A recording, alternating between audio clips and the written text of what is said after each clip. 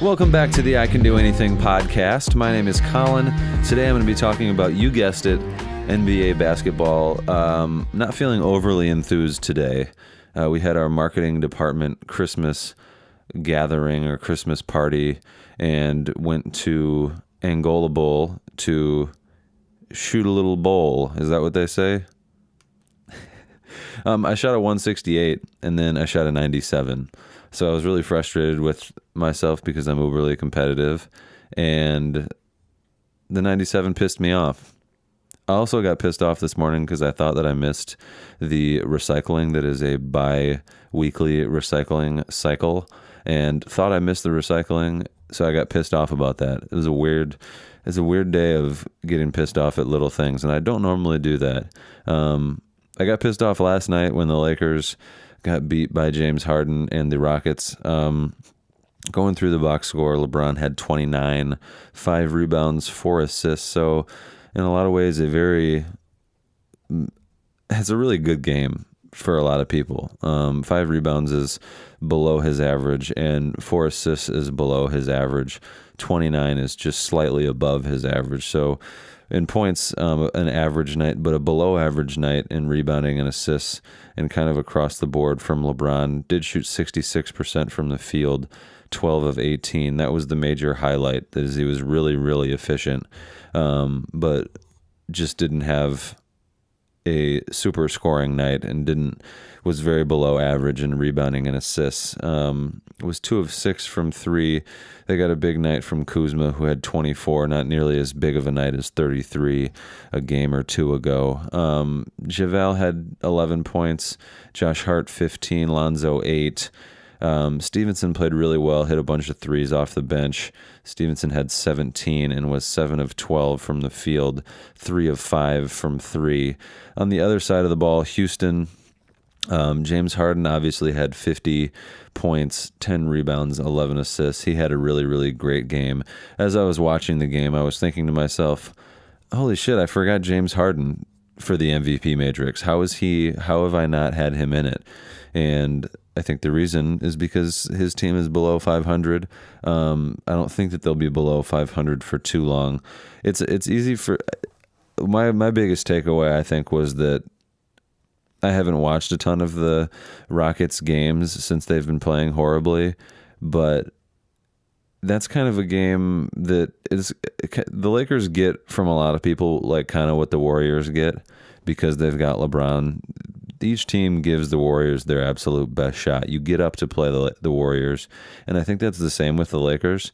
Harden had an amazing game, and on one side, as a Lakers fan, it was really difficult and frustrating to watch. And from a basketball perspective, just like being a fan of the art of the game of basketball, it was kind of, it's really impressive almost.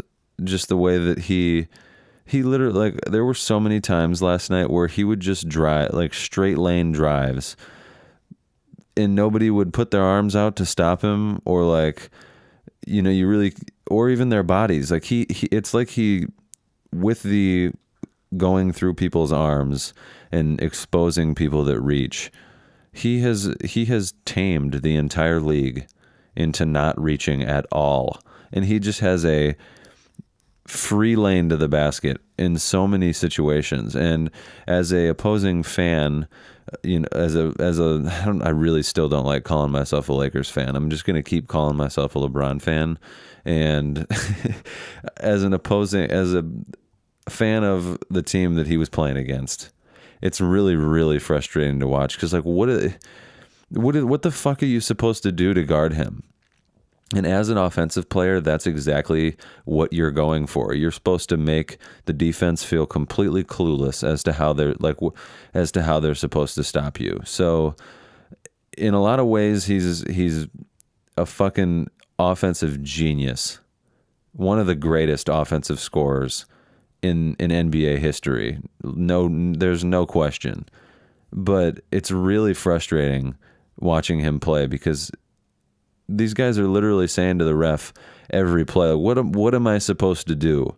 There were a couple calls last night that were super questionable, but he's established a relationship with the entire league, and every single ref that refs him. You have to.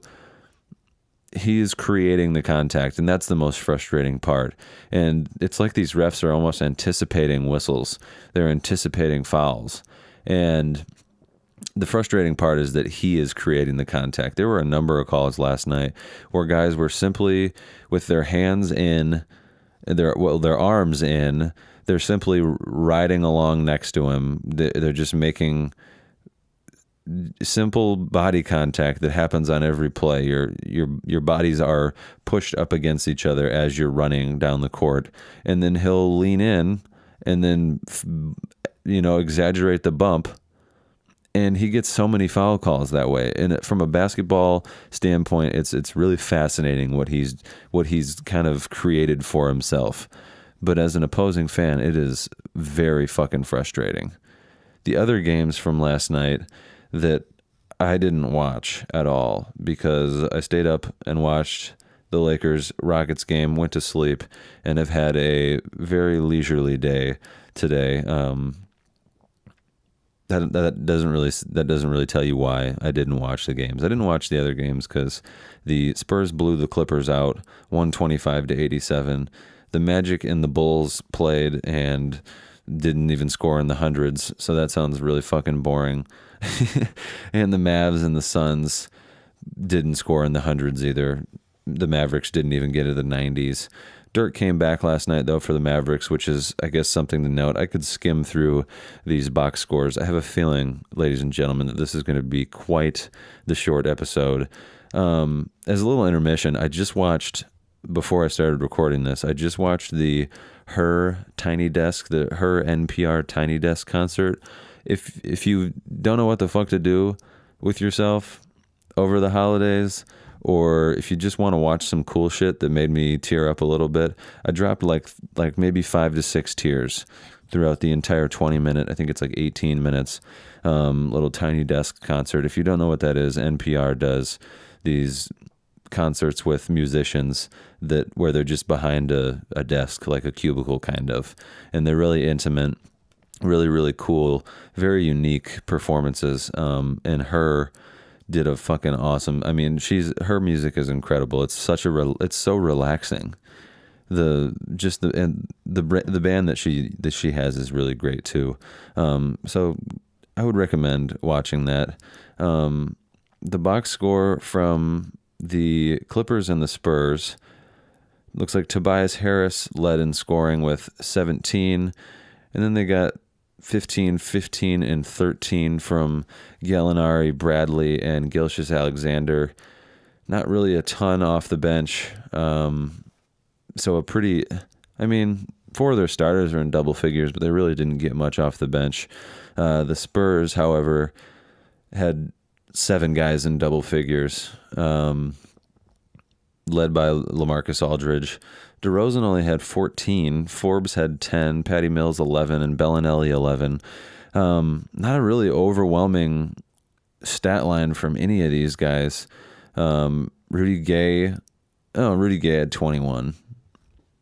That's probably actually above Rudy Gay's average. He should be averaging 21, but something tells me that he's probably not. He shot 80% from the field, 8 of 10. LaMarcus Aldridge was 85% from the field. Maybe that's why they won. They were super efficient. D. White, who I can't picture him, and I don't know what his first name is, shot 55% from the field. Rudy Gay, 80. LaMarcus Aldridge, 85% from the field. DeRozan, 42%. Forbes, 36%. But Patty Mills, 75%. Bellinelli, 55%. Bertans off the bench was 2 of 3, 66%. So a really efficient game from the Spurs, who shot 57.8% from the field as a team, and 79% from the free throw line. Is probably, I would guess that's probably a little above their team average from the free throw line. And then 45% from 3 as a team is pretty good as well. The next game, the Bulls and the Magic's box score, 18 for Holiday, Levine had 23, which is probably right around his average. Well, it's probably slightly above his average. Orlando, Vucevic led them in scoring with 26. Got 10 from Jonathan Isaac, 15 from Augustine, and Fournier had 10. 3 guys with 8 off the bench. Not an overwhelmingly exciting game. The next one, not overwhelmingly exciting either. The Suns did, however, break a 10-game losing streak last night. They got 30 from Warren. Bridges had 7. Ariza had 13. It looks like they won without Booker. It looks like Booker didn't play last night, and they got a win over a Mavs team that has played really well as of late, and I think is damn near in the playoff picture, or they may be. Well, let's go to that next. The end of the week's standings are, well, I guess it's not the end of the week yet. There's probably a shit ton of games on tonight. So the Raptors are still on top, 23-7. In the West, yeah, Dallas is a playoff team. Dallas is 7th in the West. The Lakers dropped from what I think they were in 4th and now in 5th. Actually, they may have been in 5th, but are now a game and a half back from first place after the loss to Houston.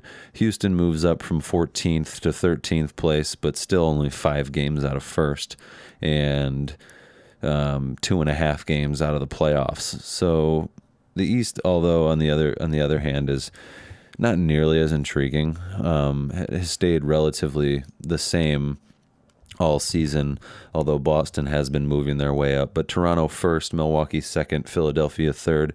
I don't know why I'm reading this to you. You can just go look this shit up yourself. Tonight's games that I won't be watching tonight because I am working at the radio station tomorrow morning bright and early, bringing the beautiful people of Angola the news. People still listen to the news or the radio for news. Isn't that fucking crazy? That's wild to me. Anytime that I hear myself on there, or anytime, the only time I listen to the radio is because it's the first thing that's on when I turn my car on. And as soon as that Bluetooth hooks up, I'm playing my own shit. It's amazing to me that people still listen to the radio. But if you grew up only listening to the radio and you're in your 60s or your 70s, which a lot of people in Angola are, 50s, whatever, you're probably still listening to the radio, I guess. So it does make a little bit of sense. So tomorrow morning, I'm bringing the old people the radio news and won't be watching any of these games until probably tomorrow. If the Lakers play, then I'll probably watch that one tomorrow. 1, 2, 3, 4, 5, 6, 7, 8, 9 games. The interesting ones to me, man, a lot of Eastern Conference matchups that don't matter. Pacers 76ers is a good one on ESPN tonight at 7:30. Heat Grizzlies, nope. Thunder Nuggets is good on ESPN at 10. Raptors Blazers will be an interesting one. Warriors Kings will be fun. That's about all I got. Next episode, Addison Dobb will be here on Saturday. We're going to watch the Lakers game together at 7 o'clock. I believe they play I think they play the Kings. No. The Hornets. Lakers and Hornets tomorrow at 7. Dobb and I will be, I think we're going to try to watch it and talk about it live. Something tells me that that's going to be a really, really big audio file and a really fucking long podcast that I don't necessarily want to have to sift through and fucking, I just don't want to, yeah. So maybe Dob and I aren't going to do that shit, but we're definitely going to talk about basketball sometime this weekend, and you'll hear it first here. I Can Do Anything podcast. Have a horrible weekend. I hope your weekend sucks.